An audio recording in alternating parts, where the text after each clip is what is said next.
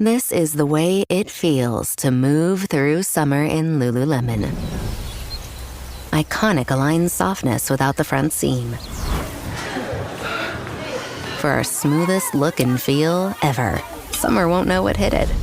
Stretch your limits in the non-stop flexibility of the new Lululemon Align No-Line Pant in select stores and at Lululemon.com.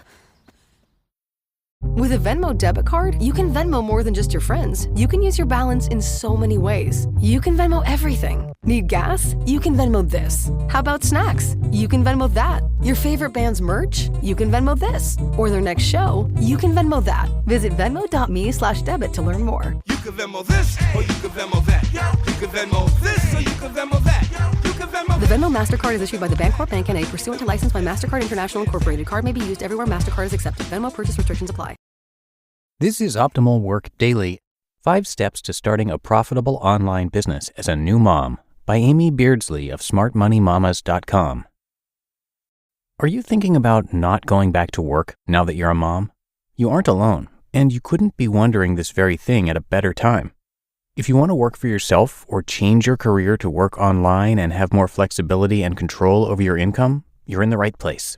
It's easier than ever to start and run a profitable online business as a new mom. Tasha Booth, founder and CEO of the Launch Guild, is here to break down starting a successful business as a new mama. How to start a profitable online business as a new mom. 1. Choose the right business. To build a successful business at home, you must choose the right business. In a sea of millions of existing businesses, this may feel impossible, but it's not as hard as you think. Consider what you love doing or things others come to you for. What skills do you have? For example, are you a pro at getting to inbox zero? Can you maneuver TikTok, Instagram, or Pinterest like a boss? Do you manage customer service and fix problems? Businesses will pay you to manage those things for them. So think about your skills and what you could do with them. Make a list of all the possibilities and run them past others. Slowly, you'll come up with the perfect business for you. Then it's just a matter of building on your momentum.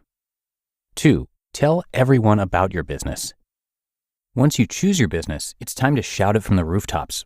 This isn't a time to fear judgment. Get rid of the naysayers. You've chosen your lane, and now be proud of it. Lean into family and friends who can be excited about what you're doing and support you. Even if they don't fit your ideal client, they might know someone who does. There's always opportunity out there. Get into the community, network as much as possible, and be proud of what you're starting. 3. Pricing. Know what to charge. As you get closer to taking your first client, you must know what to charge. This can be the hardest part of starting a business. You hear the numbers you want to charge, and it takes your breath away. You think no one would ever pay those prices. But how do you know? Start by looking at what others offer and what they charge. How does their pricing sit with you? Do you think the pricing could be higher? Remember, you must charge what you're worth or you'll burn yourself out. If you're scared about pricing too high, use this simple strategy. Start with a lower price, but not too low. After you get 3 people to say yes, increase your price, and repeat. Keep increasing your price until you get to a rate that makes you feel like you're getting paid what you're worth. One big question around what to charge is whether an hourly or project-based rate is best. If you're not sure, start with hourly. It gives you a chance to get paid for the hours you put into the work. Since you're just starting your entrepreneurial business, you might not know how long a project could take. At first glance, it may look like a few hours, but when done, it could be closer to 10 or 20 hours. If you charged project-based fees, you'd come out losing. Once you've established how long the average project takes, you can move to project-based pricing. 4. What you need before finding a client. With your business idea and pricing nailed down, what else do you need before finding clients? The good news is you don't need it all to get started. As long as you show up professionally and have something that shows what you offer, you can make changes as you grow. Having a website is helpful. You can probably put together a website in as little as a weekend using a template. It doesn't need to be fancy, just professional. You should also figure out how to get paid before finding your first client. But that's as easy as setting up PayPal, Square, or Stripe. A contract is another must-have before you can take on new clients. Like your website, it doesn't need to be fancy, but it should include the timeline, the cost of your services, a detailed list of what you're getting paid to do. A contract helps you set expectations ahead of time and can ensure a good relationship between you and your clients.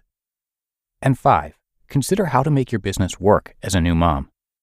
Once you've got it all put together, it's time to figure out how to make your business work as a new mama. With a needy infant and possibly other children running around the house, you might feel like it's impossible to manage your time right. The good news is millions of women just like you make it work. Here's how. Honor what's going on in your life without comparing yourself to anyone else.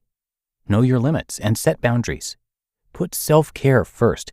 Don't assume you have to put your business first to make it work. And schedule downtime for family, eating, sleeping, working out, and other activities. Remember the reason you started the business, to be with your family and bring in some money. Give both ample attention and make time for self-care too, so you don't feel guilty in either aspect of your life. Bottom line for building an online business. Running a business as a new mama is entirely possible. You might need to take it slow in the beginning, and that's okay. The important piece is that you figure out what works for you and your family. Then, just start. No matter what decisions you make up front, know that your business is fluid. It can pivot at any time to meet your needs. So have fun with it and enjoy being a new mom. You just listened to the post titled 5 Steps to Starting a Profitable Online Business as a New Mom by Amy Beardsley of smartmoneymamas.com. This episode is brought to you by Polestar. There's only one true way to experience the all-electric luxury SUV Polestar 3, and that's to take a test drive. It can go from 0 to 60 in as little as 4.8 seconds with the dynamic handling of a sports car. But to truly understand how it commands the road, you need to be behind the wheel. Up to 350 miles of range, the 3D surround sound system by Bowers & Wilkins. It's all something you have to experience to believe. So book your test drive for Polestar 3 today at polestar.com. The spirit of innovation is deeply ingrained in America, and Google is helping Americans innovate in ways both big and small. Central Texas Regional Mobility Authority is using Google AI to create smarter tolling systems and improve traffic flow for Texans. This is a new era of American innovation. Find out more at g.co/American Innovation. And thank you to Amy for this post. She is writing at Smart Money Mamas, and I'm going to tell you a bit now about the site's creator, Chelsea. Chelsea is a hedge fund investor turned online entrepreneur who helps moms make their money work for them and embrace their ambitions so they can live their fullest lives. While her previous job was financially fulfilling, Chelsea never felt like she could truly be herself, and she struggled with knowing that the job didn't have the social impact that she wanted to have.